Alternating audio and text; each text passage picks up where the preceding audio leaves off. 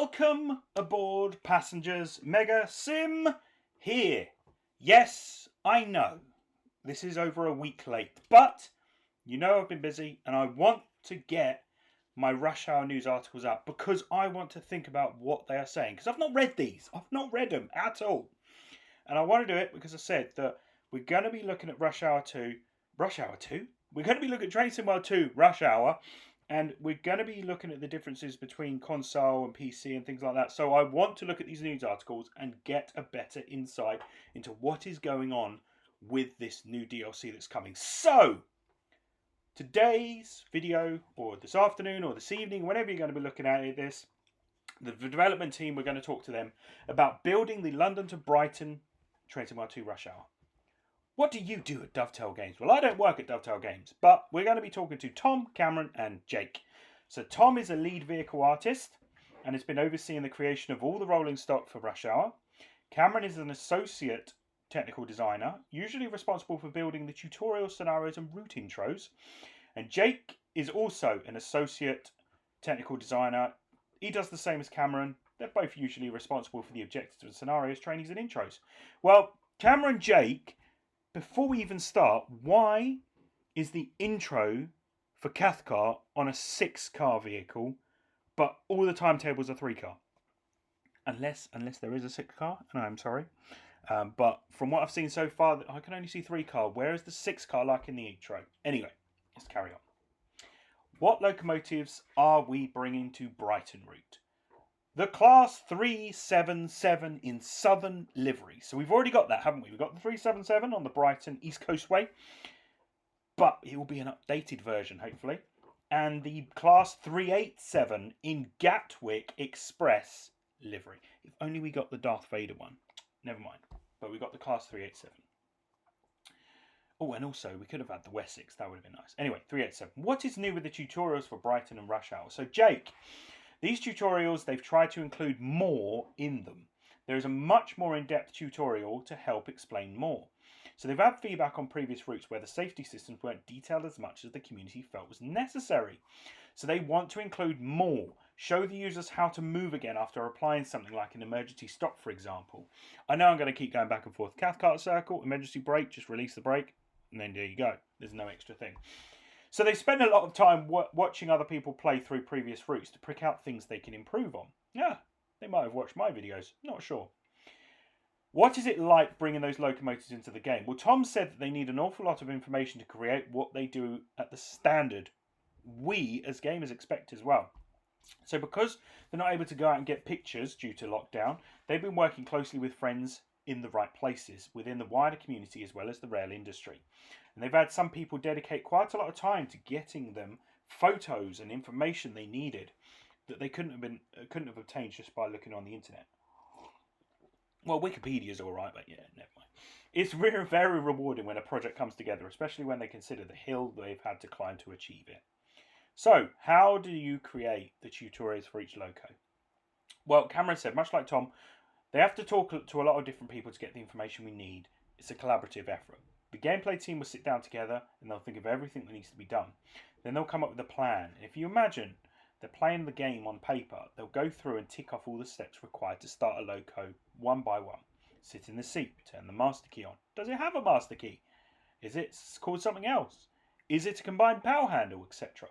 So when they have the steps in place, they begin to consider what needs recording, such as, welcome to London Victoria to Brighton. After all that, Jake now says, after we have all the information correct, myself, or himself, and Cameron will go into the game and start to input everything into the blueprint. So they'll add in the subtitles, get it on the playable state, things like that. At this point, they'll go to the setup team who've put the train together and ask them to double check everything. Depending on the feedback they receive, they'll then make some changes by updating the script and implement any suggestions made from the setup team. Cameron, one thing that they focus on is getting the terminology correct.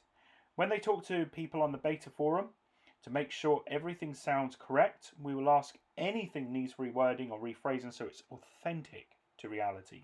They want to be clear about what needs to be done, but also ensure the terminology is accurate.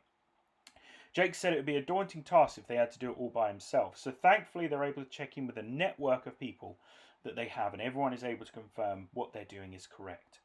So what makes the BR Class 387 unique in rush hour? Well, first of all, Gatwick Express, brand new livery. And they've never done anything before with Gatwick Express. But also it's a much newer member of the Electro-style family. There's a lot of visual differences where the design has evolved over time. The 387, whilst belonging to the same family as the 377, does have differences. And for members of the community who are fans of the class, they'll be able to spot these small details. So we know that we've got the 375, haven't we, for South Eastern High Speed. That's slightly different to 377. 387 is slightly different to 377 and 375.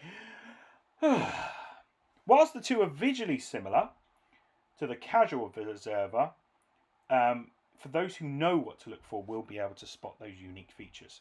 That's where the bulk of the work is for them. They need to identify those differences themselves between the 387 and the 377. They want to make sure that the locos are as accurate as they can make them.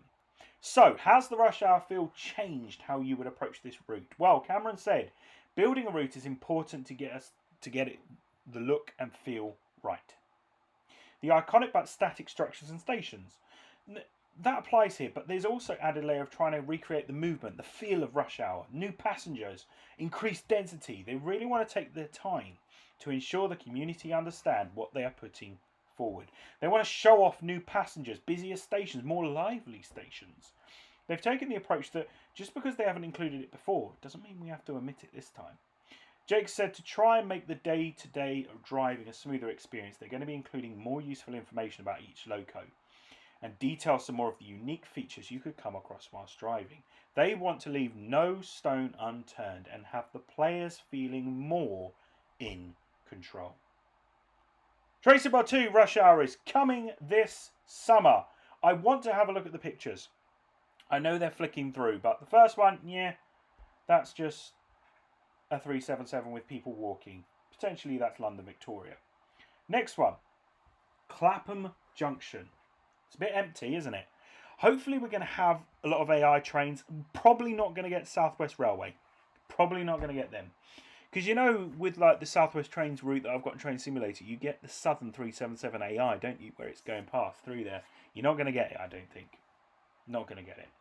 But it'd be good to see Clapham Junction. Will we have access to it all? Will we be able to walk to it? Or it'd be like St Pancras where we're limited to what we've got? The next point. Nice. So Clapham Junction again with the Google Maps data, it looks like. So they're utilising a lot of those features within there. And then Queenstown Road, Battersea Park. So we've got some groundwork in there with the buildings and roads and rails. Yeah, I'm liking the look of that. Again, with all the tracks coming together. Look how busy that looks. That is busy. I really hope we're going to see a busy and packed route. I want to see it. I don't want to see this, oh yeah, my train comes every hour. No, I don't want that. I want train after train after train after train. And that's what we want to see. And again, that final photo with all the signals and points and things like that. And yeah, I think it's the signals, isn't it? All the signals in place. Really looking forward to seeing this route. This is going to be the route that I'm looking forward to. Again, as I've said before, we've got PlayStation 5, PlayStation 4, Xbox Series X, Xbox One X, and PC. We are going to try our best to showcase Rush Hour on all devices, all consoles. We're going to do it, and it's going to take some time. So just bear with me. It's not all going to be done at once. We're going to take our time when we get it out this summer. Will it be August? Not sure. Thank you very much for watching.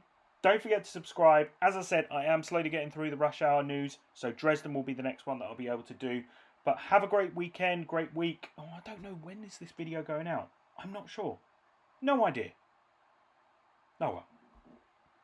Anyway, thanks guys. See you soon. Bye-bye.